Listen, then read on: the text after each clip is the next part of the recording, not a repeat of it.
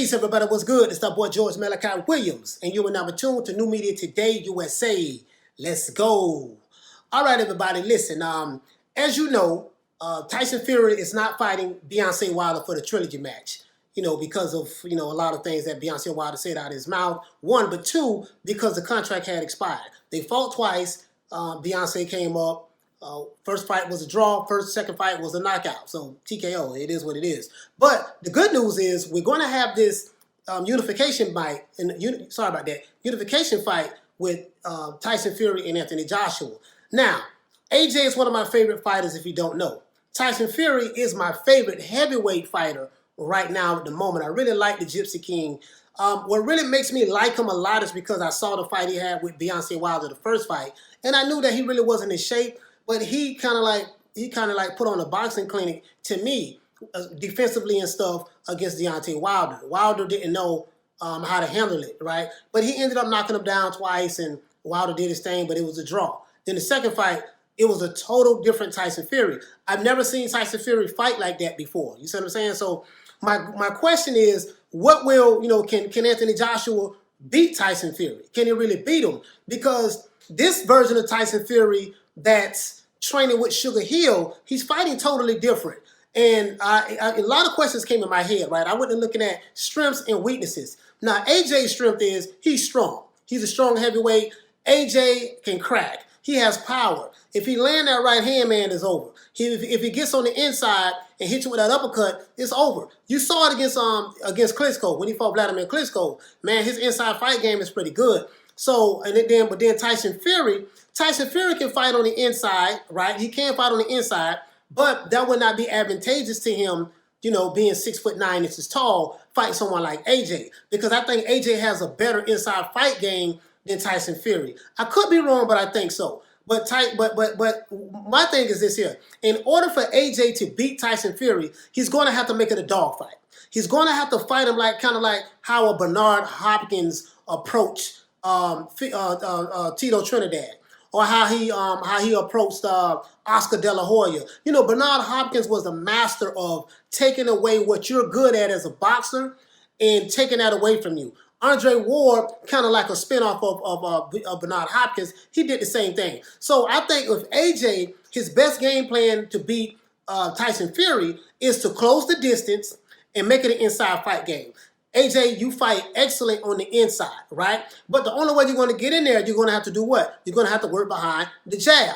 Now, if Tyson Fury fights the way he used to fight, just flicking the jab out there, really not putting any power into it, really not stepping into the jab. If he doesn't step into the jab, put weight behind his punch, and throw that jab with conviction, and then follow it up with something else, then yeah, I think AJ, if you don't respect his power, if AJ don't respect Tyson Fury's power, I think he'll come on in there. But AJ is very smart, he's very patient. So, but the Tyson Fury that fought Deontay Wilder, that's going to be a hard fight for AJ. You see what I'm saying? I really feel that way because now if Tyson Fury can make AJ feel his power. Because listen, Tyson Fury is 6'9", 270-something pounds. I just refuse to believe that someone that big has pillow fists, as Deontay Wilder would say. The reason why he had pillow fists, Beyonce, was because Tyson Fury never sat on his punches and really worked his jab like he should. He was never taught and really trained how to really sit on his punches. But now he's training with Sugar Hill at the Great Crunk Gym. Emmanuel Stewart, the legendary Emmanuel Stewart, rest in peace, nephew at the Crunk Gym in Detroit. He's showing him how to really put conviction behind his punches. Right now they're training right here in Miami, from what I heard, and I live in Miami. I'm in Miami right now shooting this video. So what I'm saying is this here.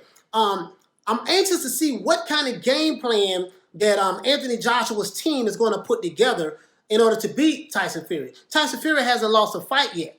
AJ has lost a fight. You see what I'm saying? Now, just because AJ lost a fight doesn't mean that Tyson Fury is going to beat him. I do hear Tyson Fury saying that AJ's style is tailor-made for him, but I will say this. For Tyson Fury to be so big, he's very limber, he has very shifty feet, he has excellent footwork. Now, Tyson Fury's strength was his feints. You know how he feint, they call it that irky-jerky style. But it's just feint. You don't know if he's coming in, coming out, then bam, he hits you. Now you mix the irky jerky style, the feints with, no, you know what? I'm fixing to sit on my punches. When I throw this jab, I'm trying to punch you in the face. I'm trying to take your head off. I'm trying to punch through this brick wall. Now he's sitting on his punches. That's a total different animal. You see what I'm saying? This is not a small guy. So I just want to see how AJ is going to be able to handle this version of Tyson Fury. You see what I'm saying? Not the one who fought Vladimir Klitschko. The one who fought Vladimir Klitschko, that version of Tyson Fury is over. You see what I'm saying? This is a new Tyson Fury. He's learning that American kind of like style of boxing, you know, with the grit, you know, taking it to the guy, stepping up in there, fighting in the pocket. You see what I'm saying? You know, that version of Tyson Fury is something that's going to be troubling. You see what I'm saying? So it's going to be a damn good fight. I'm anxious to see what kind of game plan that AJ is going to come up with. I'm pretty sure his team is going to come up with a real good game plan. I'm pretty sure Tyson Fury's team is going to come up with a real good game plan. It's all about who wants it more. You know, it's an old saying that that my uncle used to tell me. He said, listen, man. He said, listen, you know, if you have two pit bulls, right, one on the left side and one on the right side, and they see a 24-pound T-bone steak right in the middle, bloody, not cooked, anything, right? He said, which dog is going to get the steak? The one on the left or the one on the right? So I said, well, you know, the one on the left. He said, no. I said, well, the one on the right. He said, no. I said, which one? He said, the dog that's the hungriest is going to get the steak. The hungriest dog is going to get the steak. So which one is going to be the hungriest, the one to win this fight between the two? Who knows? Hopefully it doesn't end up in a draw. But we do know that we're going to get some heavyweight boxing, unified, undisputed heavyweight championship boxing this year. That's phenomenal. That's great news. We don't know where it's going to be at, but I'm just anxious to see, with Tyson Fury, the Gypsy King, working with Sugar Hill, it makes me like really hard to bet against him. I favor Tyson Fury against Anthony Joshua, and Anthony Joshua is one of my favorite fighters. Tyson Fury is my favorite heavyweight fighter. So I kind of favor him with Sugar Hill because he's fighting totally differently now. But I will say this. I can't judge what Tyson Fury did against Beyonce Wilder because Beyonce doesn't know how to box. He only has one punch. He knows how to set that one punch up and get you out of there. But when it comes to actually boxing, working the jab, throwing left hooks, punching from angles, you see what I'm saying? Throwing the straight right, stuff like that. On footwork, now Deontay Wilder is athletic, but he doesn't know how to box. He doesn't understand the fundamentals of boxing. And so he doesn't throw uppercuts. He doesn't know how to go to the body, stuff like that. It's a lot of flaws he has in his game that he's been able to get away with just that one punch. But now AJ is not Beyonce Wilder. AJ is an all-around boxer. He's an all-around fighter. I just think that when AJ fights Tyson Fury, he's going to have to fight him on the inside.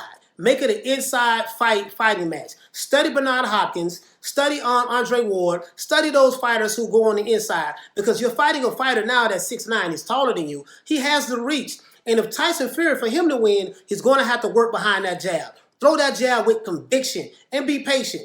Make AJ make a mistake. Throw a lot of feints at him. If you get him on the ropes, come in there. AJ, you need to keep it in the center of the ring. No. AJ, you need to try to get Tyson Fury on the ropes. But Tyson Fury has good footwork. So, I'm just anxious to see, guys. I don't know. We don't know who's going to win. You know what I mean? But other than that, I'm favoring Tyson Fury, for all of the AJ fans out there. And I'm an AJ fan, too. Please don't be upset with me, but I got to pick somebody. I'm favoring the Gypsy King. Other than that, that's it. Tell me what you guys think. Who do you think is going to win the fight between AJ and the Gypsy King? You know what I mean? It's going to be a damn good fight. 6'5" versus 6'9". Who knows? You know what I mean? The UK Battle Royal. You know what I mean? So all the fans out there in the UK, man, I know you guys happy and excited. All the fans here in America, where I'm at, I'm right here in Miami, Florida, we're going to be happy and excited. We got the twerk king, Beyonce Wilder. We like Beyonce, you know what I mean? Just he got to get his stuff together and stop hating on AJ and Tyson Fury. Other than that, that's it. Please like, share, subscribe to this video. George Malachi Williams represent for New Media Today, USA. Love y'all. Like, share, and subscribe to this video. And subscribe to the YouTube channel. We're trying to grow the channel. Thank you, guys. Peace.